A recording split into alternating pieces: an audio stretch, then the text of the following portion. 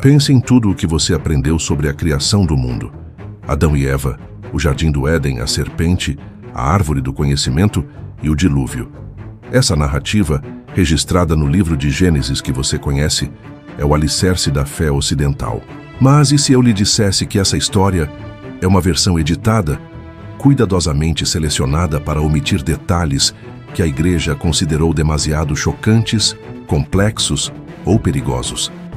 Existe uma tradição cristã milenar, ininterrupta e guardiã de um cânone bíblico maior, que contém textos que reescrevem o livro de Gênesis com uma profundidade e um drama que você jamais imaginou. Estamos falando da Bíblia Etíope, um tesouro de sabedoria que nos força a perguntar: o que a versão etíope revela sobre a criação que sua Bíblia não diz e por que esses segredos foram retirados do nosso conhecimento? O que exatamente aconteceu no Éden e antes dele que foi apagado da história? Se você está pronto para expandir sua compreensão sobre a origem da vida e do pecado, inscreva-se agora no canal. Ative as notificações para desvendar essas verdades e compartilhe sua opinião nos comentários. Por que a Igreja Ocidental teria medo de uma versão mais completa de Gênesis? O grande divisor de águas entre a Bíblia que você lê e a Bíblia etíope, conhecida como Ortodoxa Tewahedo, reside em dois livros cruciais: o livro de Enoque, que já exploramos, e mais diretamente ligado à criação, o livro dos Jubileus. Enquanto o cânon ocidental, católico e protestante, possui 66 a 73 livros, a Bíblia etíope tem de 81 a 88 livros, dependendo da contagem. E são esses livros adicionais que nos oferecem uma reinterpretação radical dos primeiros capítulos de Gênesis. O livro dos Jubileus, em particular, não é apenas um apêndice, mas uma segunda Gênesis, uma releitura completa dos eventos desde a criação até Moisés, com uma diferença fundamental. Ele organiza toda a história da criação e os eventos subsequentes em um calendário perfeito de jubileus, ciclos de 49 anos, e semanas de anos, ciclos de 7 anos. A primeira grande revelação dos jubileus é que ele estabelece uma cronologia divina rígida para cada evento. Sua Bíblia diz que Deus criou o mundo em 6 dias. Os jubileus concorda, mas detalha os eventos do Éden e a vida dos patriarcas como se estivessem predestinados em um calendário cósmico, dado a Moisés pelos anjos no Monte Sinai.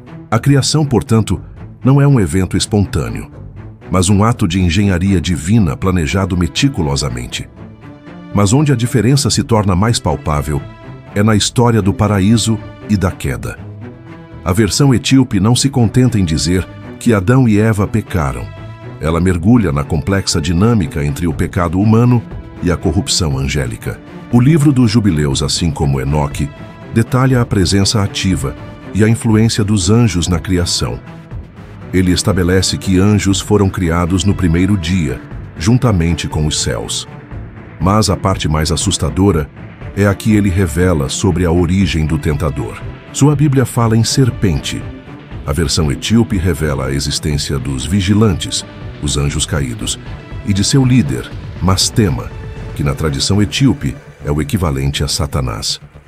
Os Jubileus explica que Mastema recebeu permissão de Deus para enganar e testar a humanidade, assumindo o controle de 1/10 dos anjos caídos, enquanto o restante foi acorrentado. E isso não é uma simples serpente. É um adversário cósmico, com uma agenda precisa, atuando sob uma permissão divina, transformando o Éden num campo de batalha espiritual. Essa diferença crucial redefine a natureza do mal. Ele não é uma falha humana isolada, mas uma batalha cósmica contínua, que se desenrola através dos tempos divinos. A narrativa etíope dos Jubileus não apenas estabelece a presença de Mastema, mas também fornece detalhes explícitos sobre os primeiros dias da humanidade que o Gênesis canônico omite. Por exemplo, o Jubileus esclarece a idade exata de Adão e Eva em momentos cruciais. E, mais importante, ele aborda a questão do casamento e da santidade da união de forma radical. O livro afirma que o casamento de Adão e Eva e o de todos os seus descendentes deve seguir regras estritas de pureza e consanguinidade, algo que se tornaria a base das leis mosaicas. Mas o mais revelador é a ênfase na corrupção que se seguiu à queda, ligando diretamente o pecado humano à interferência dos anjos caídos. O texto etíope detalha, de forma mais intensa do que Enoque, como os anjos caídos instruíram os filhos de Caim e, subsequentemente, toda a humanidade em artes proibidas. Isso inclui a fabricação de armas, astrologia, magia e a introdução da impureza sexual e da violência. O pecado da humanidade não é apenas uma desobediência a uma ordem, mas uma corrupção genética e cultural induzida por seres celestiais. O livro dos Jubileus afirma que o dilúvio não foi apenas um castigo pela violência, mas uma limpeza genética e espiritual necessária para erradicar a descendência impura dos vigilantes, nefilins, e o conhecimento maligno que eles haviam espalhado. E o que dizer do Jardim do Éden em si? Sua Bíblia é vaga sobre o que aconteceu com o paraíso. Os Jubileus, no entanto, é explícito.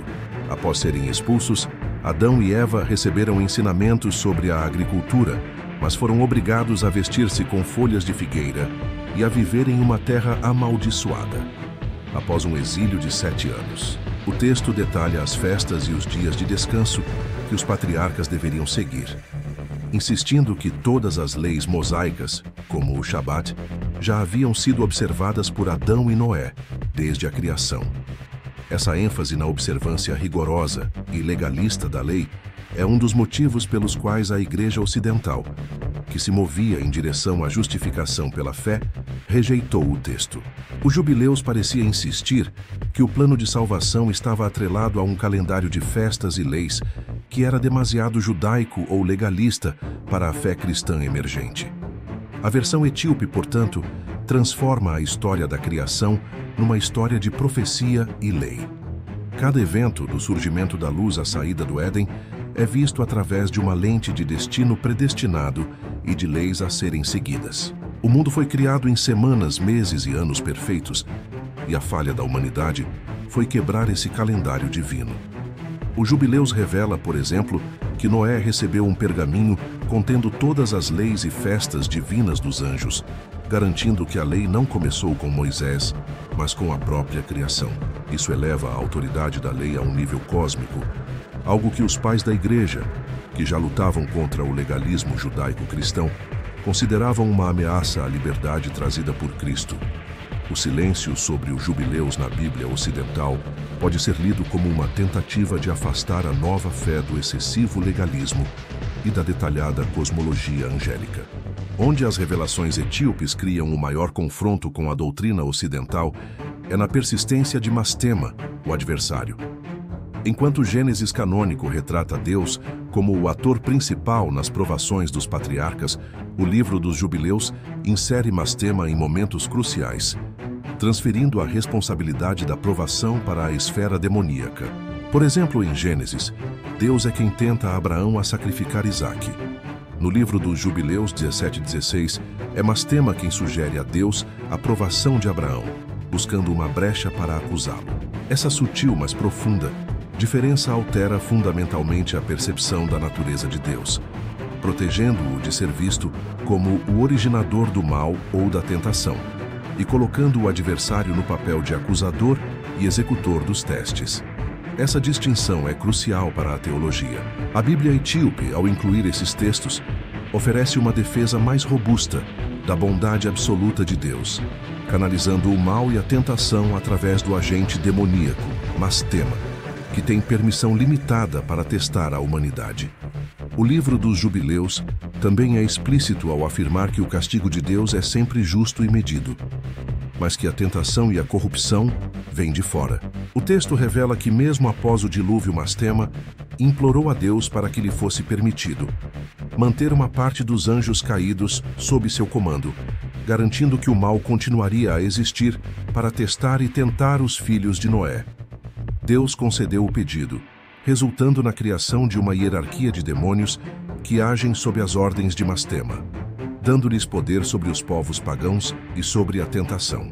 A Bíblia Ocidental, ao omitir essa complexa angelologia e a história de Mastema, nos deixa com uma narrativa mais simplificada sobre a tentação e o mal, que a crítica moderna muitas vezes considera insuficiente ou até mesmo problemática.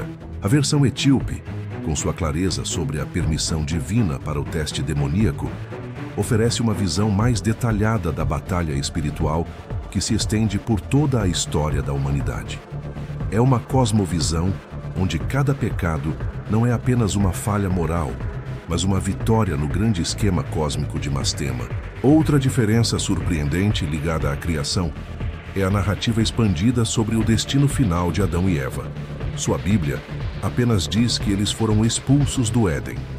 O Jubileus, no entanto, os acompanha em seu exílio, detalhando as dificuldades da vida, as doenças e o luto após a morte de seus filhos. O livro oferece um relato tocante da dor e do arrependimento de Adão e Eva, um luto que se estende por décadas e que ressalta o custo real da queda, humanizando os patriarcas de uma forma que o Gênesis canônico não faz. Ele também estabelece de forma clara o princípio da imortalidade da alma para os justos desde os tempos de Noé, reforçando a crença na vida após a morte e no juízo final. Você já se perguntou por que sua Bíblia parece ter lacunas? A ausência de detalhes sobre a criação, como o demônio Mastema ou o calendário divino, não foi um acidente. Foi uma decisão teológica tomada há mais de 1.600 anos. Para unificar a fé e evitar especulações, os líderes da Igreja Ocidental escolheram textos mais simples, deixando de fora a complexa demonologia do livro de Enoque e o rígido calendário do livro dos Jubileus. Simplificaram a narrativa, mas talvez tenham diluído sua riqueza cósmica. Enquanto isso, a Bíblia etíope guardou esses segredos. Ela descreve um mundo que não apenas caiu em desobediência, mas em corrupção cósmica. O pecado não é só uma escolha pessoal, mas uma falha dentro de um plano divino maior. A criação, nessa versão, é uma profecia precisa do juízo final. E agora eu te pergunto, a Igreja agiu certo ao simplificar tudo para unificar a fé, ou esses segredos deveriam ter sido preservados? Deixe sua opinião nos comentários. Curta, compartilhe e inscreva-se para desvendar mais mistérios que poucos tiveram a coragem de perguntar. Não queremos te convencer. Queremos te revelar o que poucos tiveram coragem de perguntar.